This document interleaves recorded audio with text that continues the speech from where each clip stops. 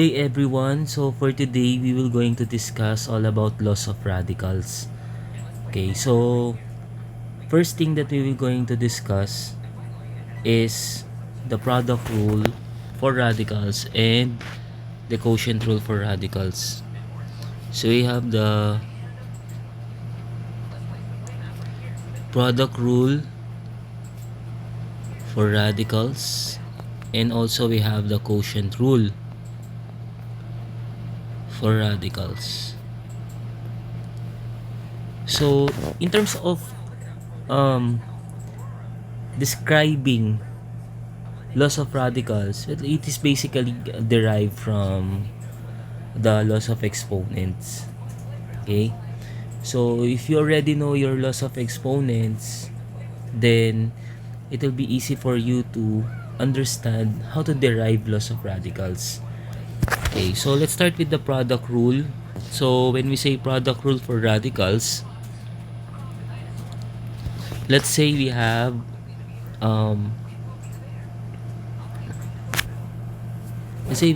a raised to 1/2. Okay,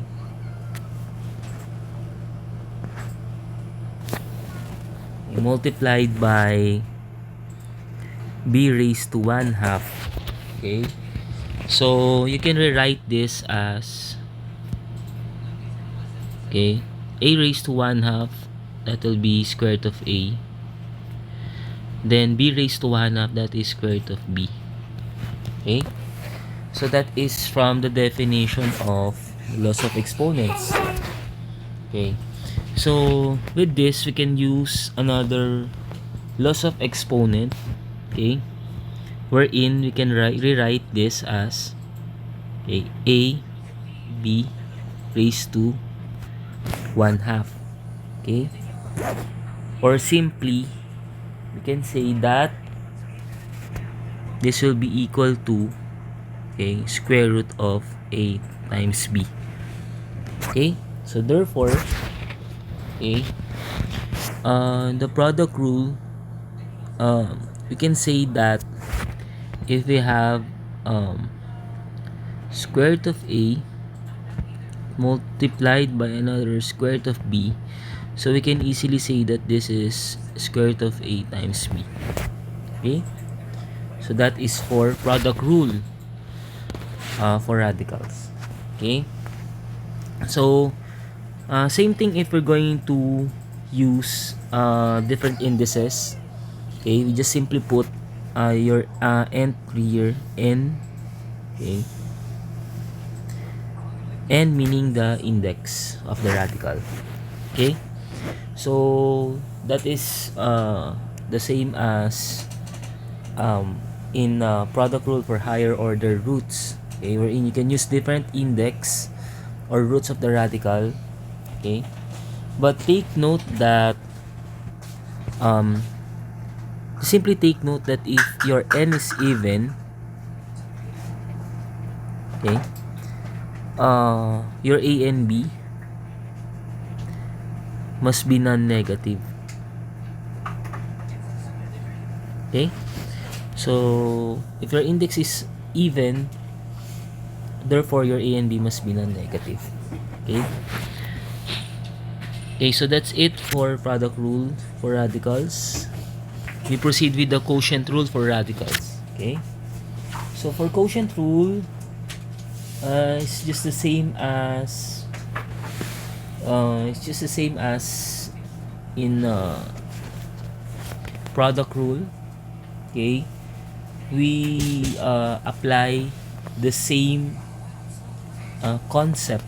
Okay, so if you have a raised to 1/2 over b raised to 1/2, okay, so that means that we can rewrite this as square root of a over square root of b.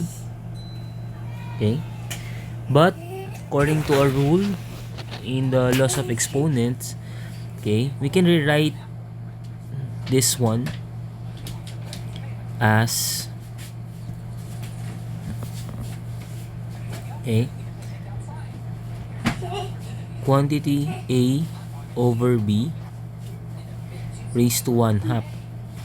That is equal to square root of a over b. Thus, we can say that square root of a over square root of b, that is equal to square root of a over b. Okay?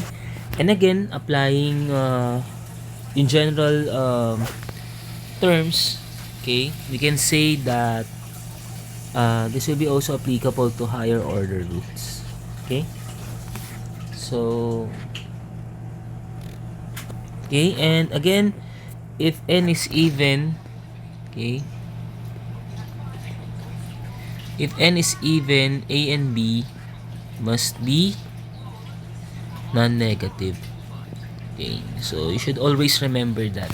Okay, so the next thing that we will going to discuss is how to simplify radical expressions. Okay, we can say that a radical expression is in simplest term or simplest form if we can satisfy the following conditions.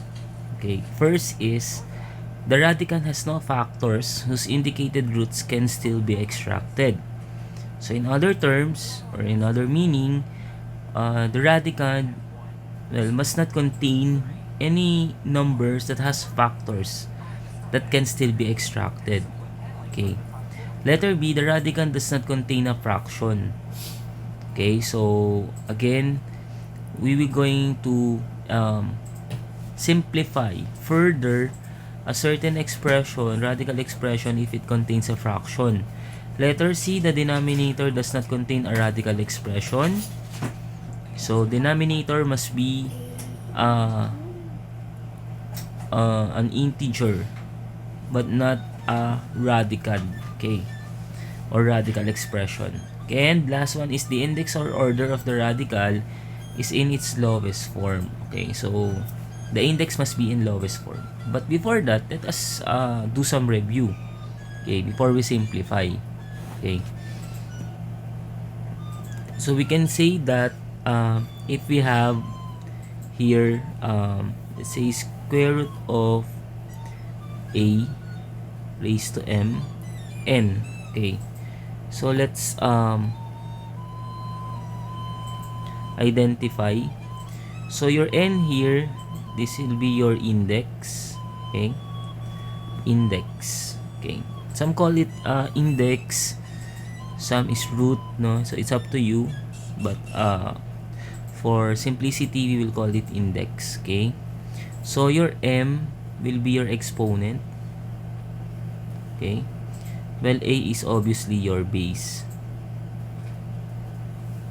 Okay, and then the symbol here, okay, this is what we call the radical sign. Okay, radical sign. Okay, and the term is one. Okay, this will be your the radicand.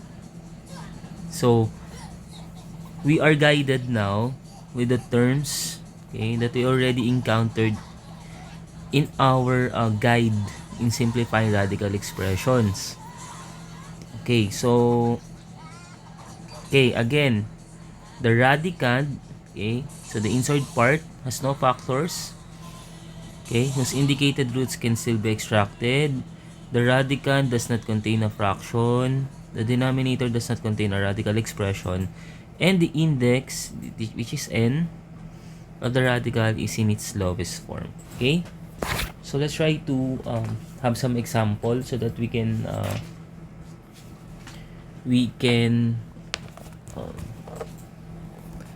determine, okay, how we're going to simplify radical expressions. Okay, so let's start with our first example. Example number 1. Okay, so we have square root of 75x cubed. Okay, where x greater than 0. Okay, so what we're going to do here is we're going to simplify. Okay, simplify square root of 75x cubed where x is greater than 0. Okay, so the first thing that we need to do is to, okay, so we will solve. Okay, solution. Okay, so we have here square root of 75 x cubed. So we can rewrite that as a factors of two numbers. Okay, but okay, if you're going to uh, get a factor of this number, make sure that the other factor must be extractable or can be extracted. Okay, so for example, you have square root of 75x cubed.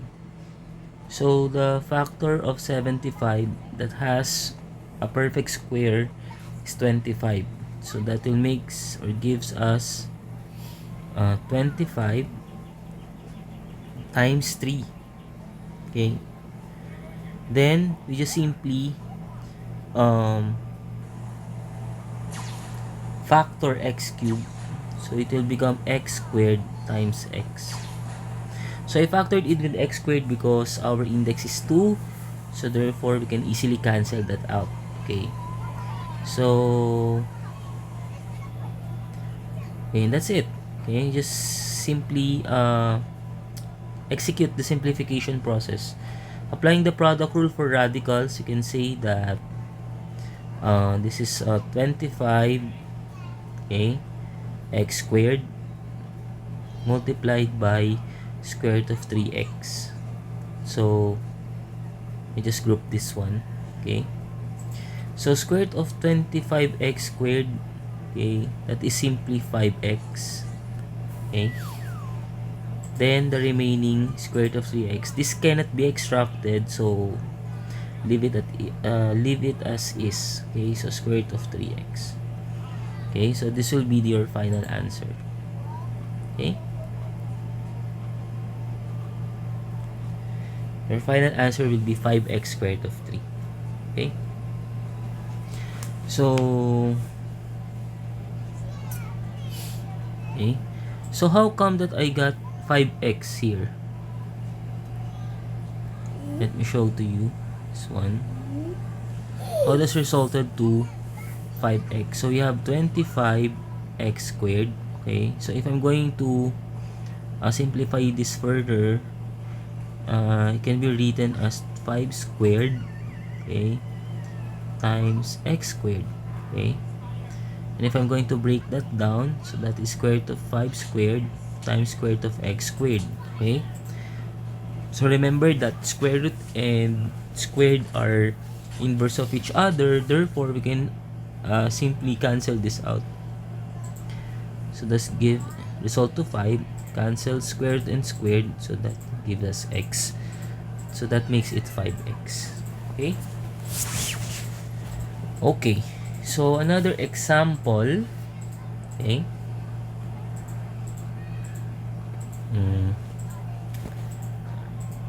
I hope you're learning something here. Okay, so example number 2. Okay, so let's have simplify square root of 45a cubed b squared, okay, where a is greater than or equal to 0 and b is greater than or equal to 0. Okay, so for the solution, okay, for the solution part, okay, so we have square root of 45a cubed b squared. So we, again, okay, so we're going to look for a factor of 45 that has a perfect square, so that would be 9 times 5. Okay, Then just factor out a cube, so that will become a squared times a. B squared is already b squared. Okay, then apply product rule. We can simply say that that is square root of 9 a squared b squared times square root of 5a. Okay, so simplify. Okay, cube square root of 9a squared b squared, therefore okay, this will become 3ab.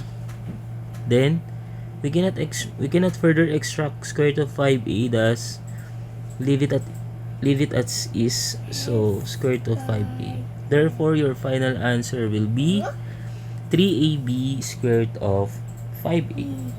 Okay, so how come that your square root of 9a squared b squared okay, so how come that your square root of 9a squared b squared turned into 3ab? So from square root of 9a squared b squared, okay, so I can rewrite this as 3 squared a squared b squared. Then apply product rule. So square root of 3 squared, square root of a squared, square root of b squared. And again, square root and square are inverse of each other, so we can simply cancel this out. Okay, cancel this out, thus we have 3ab. Okay, so that is for example number 2. Let's proceed with another example. Example number 3. Okay, so for example number 3, let's simplify. Okay, 2x squared of 72x to the 5th. Okay, so here's the catch. So here we have another factor, which is 2x. So but we just simply proceed with the same process. Okay, so let's do the solution. Okay, so we have here, okay, for 2x, so leave it as is, 2x square root of 72x to the 5th. So look for factors of 72. Okay, so that gives us a perfect square. One of the factors is a perfect square, so that will become 2x square root of, that is 36 times 2, okay, times x to the 4th times x. So why x to the 4th? Because 4 is divisible by 2, so we can simply cancel that out later. Okay, so apply product rule, so that will become 2x, okay, square root of 36x to the 4th square root of 2x. Okay, so then simplify 2x. So we have square root of 36x to the 4th, that will become 6. Okay, x squared. Okay, then square root of 2x. Okay, so we're not done yet. So we need to multiply. Okay, so 2 times 6, that's 12. X times x squared, that will become x cubed. Then square root of 2x. So this will be our final answer. 12x cubed square root of 2x. Okay, so here we just added some few steps before getting the final answer, and that is multiplying this part. Okay, so that's it. Okay, so how come that square root of 36x to the 4th resulted to 6x squared? Okay, 36x to the 4th, okay, can be written as 6 squared x squared x squared. Okay, then applying product rule, we have square root of 6 squared, square root of x squared, square root of x squared.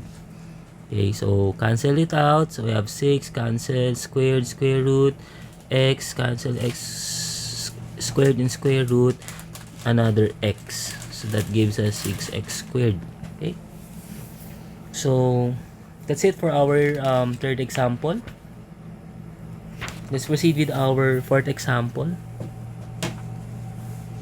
Example number 4. Example number 4, we have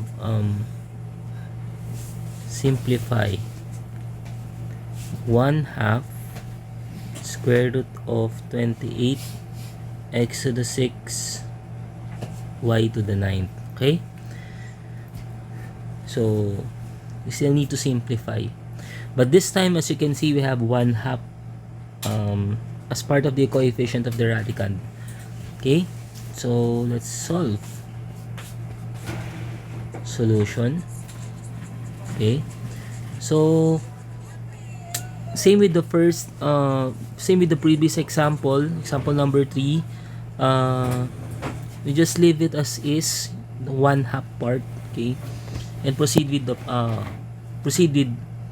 how we're going to simplify radicals. Okay, so that it becomes 1/2 square root of 28 x 6 y 9, that is equals to 1/2 square root of, look for factors of 28 that has, well, at least one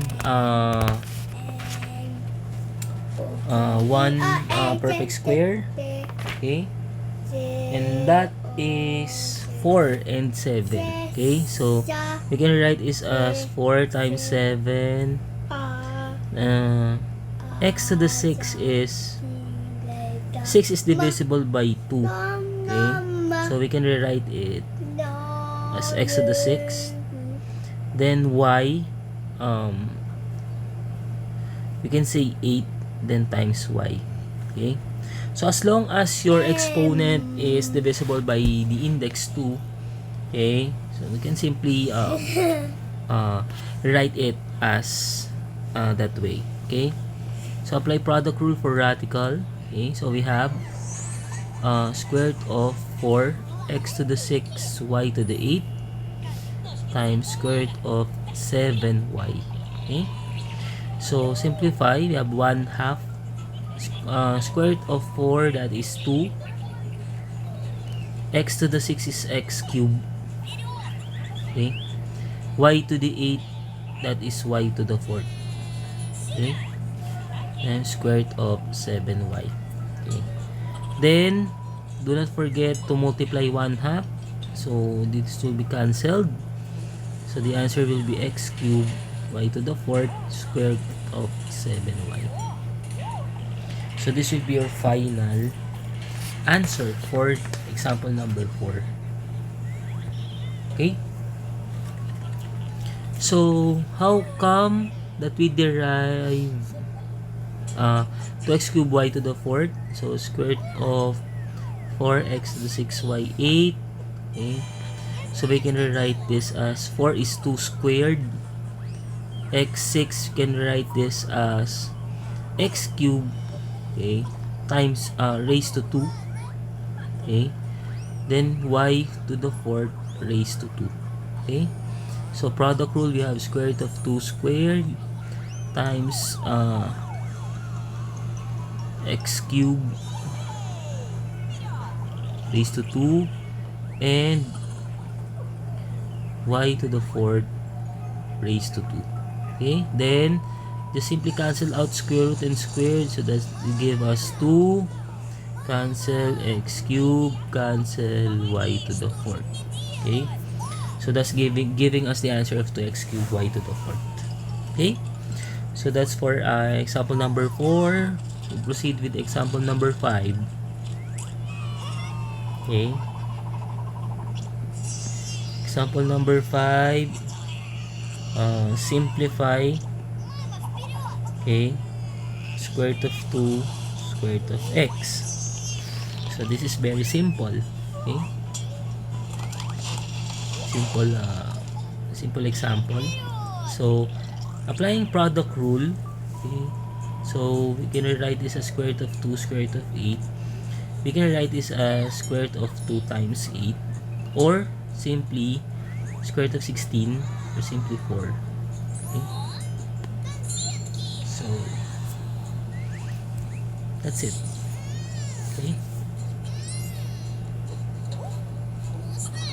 2 times 8 is 16. Square root of 16 is 4. Or we can switch the other part. Square root of 2, square root of 8. So we have here square root of 2. Square root of 8, we can write it as 4 times 2. Okay, that's giving us square root of 2. Then applying product rule, square root of 4, square root of 2. Okay, but square root of 4 is 2 times square root of 2 times square root of 2. Then we can apply product rule again. So we have 2 times square root of 4, but square root of 4 is 2, so 2 times 2, that gives us 4. Okay, so but this will be a tedious process, so we'll just stick to our first solution. Okay, next, and probably our last example for this topic. Okay, so let's example 6. Okay, simplify square root of 5x7 square root of 10x to the 9. Okay, so we're going to solve this. Okay, so solution. Okay, so square root of 5x7 square root of 10x to the 9. Okay, so we can apply product rule. Okay, so that gives us 5 times 10, that is 50. Then x 7 plus 9, that is 16. Okay, then factor 50, that is 25 times 2 times x raised to 16. 16 is divisible by 2, so no need to divide or okay, so apply product rule. So we have 25x to the 16 square root of 2. Okay, so 25 square root is 5, x to the 16 is 16 divided by 2, that is 8 square root of 2. So this will be your final answer. Final answer is 5x raised to 8 square root of 2. Okay, so that's it. We're done with the first part. Okay, so now we proceed with quotient, applying quotient rule. Okay, so for quotient rule, let's just continue. Example 7. Simplify. Okay, square root of 28x cubed over square root of 7x. Okay, so we can rewrite this one. So solution, so we can rewrite square root of 28x cubed over square root of 7x. Okay, applying quotient rule, so that will be 28x cubed over 7x. Okay, then simplify. 28 divided by 7 is 4. X cubed over x, that is x squared. So simplify 2x. That will be your final answer. Okay, next, example number 8.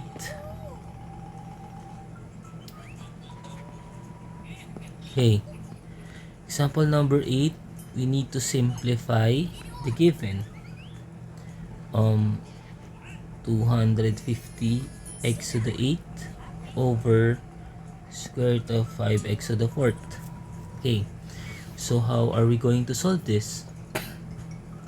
Okay, so we can rewrite.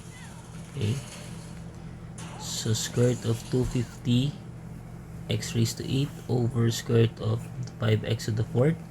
We can rewrite this as 250x to the 8 over 5x to the fourth. Okay, that gives us 250 divided by 5, that is square root of 50. 8x8 divided by x4, that is x4. So square root of 50, that gives us 25 times 2 times x4. So that gives us 5.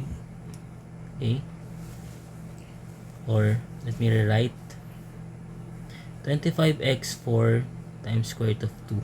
Okay, or square root of 25, that is 5. Square root of x4, that is x squared square root of 2. And that will be your final answer. Okay, then we proceed with another example. Okay, so we are now example number 9. Okay, example number 9. How about we simplify,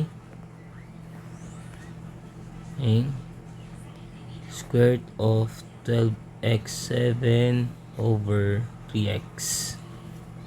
Okay, so we write the instant solution. So we have square root of 12x7 over 3x. We can rewrite this as 12 divided by 3, that is 4x. 7 over x, that is x6. Then simplify. So that will gives us 2x. 6 divided by 2, that is 3. So 2x cubed. Okay. Then next example number 10. That's an easy. That's an easy example, right? So simplify square root of 3 over x. Okay, so how about this one? We're going to simplify this. So remember that in simplifying radical expression, denominator must not contain any fraction, or much more is a radicand. Okay, so what we're going to do is 3 over x. Okay, we can rewrite this as, using quotient rule, square root of 3 over square root of x. Okay, then the next thing that we need to do is to rationalize. Okay, so this will be the first time you will heard of the term. Okay, rationalization. So when we say rationalization, it is multiplying, okay, the denominator with the same value to eliminate the radical. Okay, so we're going to do that. Okay, just multiply here square root of x, square root of x. So what if you multiply the denominator with the same value, you should multiply also the numerator with the same denominator that you used. Okay, so this will make us, or give us, square root of 3x over square root of x times square root of x gives us x. Okay, so we don't have any radical at the denominator. Okay, so I guess we're good. So this will be our final answer, square root of 3x over x. Okay, then last example for quotient rule. Okay, so example 11. Okay, so simplify. Okay, cube root of a squared over 27. Okay, so we're going to do this one. Okay, so solution. Okay, so we can rewrite cube root, okay, a squared over 27. We can rewrite this as cube root of a squared over cube root of 27. Okay, Cube root of a squared. Cube root of 27 is 3. So that's it. Cube root of a squared over 3. Okay. Okay, so that's it for our quotient rule. Okay, but before we end this one, let us try to solve some examples regarding simplifying radical using lesser index. Okay, so how about we have this example. Okay, so let's say 10th root of 4 raised to 5. Okay, how we're going to simplify 10th root of 4 raised to 5? Okay, so what we're going to do is rewrite into its rational exponent counterpart, so that will give us 4 5 over 10. Okay, and then we simplify or get the lowest term, so that's 4 1/2. Okay, and that is rewriting it again in a radical expression, so that will become square root of 4, or that is equals to 2. Okay, so another one about this one. So simplify say 4th root of 4x squared. Okay, so about this one, so we need to simplify the index. So what we're going to do is to rewrite. Okay, so that will become 4x. Okay, so since index is 4, so that will become 2 over 4. Okay, then simplify 4x raised to 1/2. Then rewrite again as a radical expression, so that will become square root of 4x, or equals to 2 square root of x. Okay, so that will be our final answer. So I hope you learned something new with our different examples in laws of radicals. So that's the end of our discussion for laws of radicals. If you have any questions, feel free to leave it in our group chat. Okay, thank you, bye.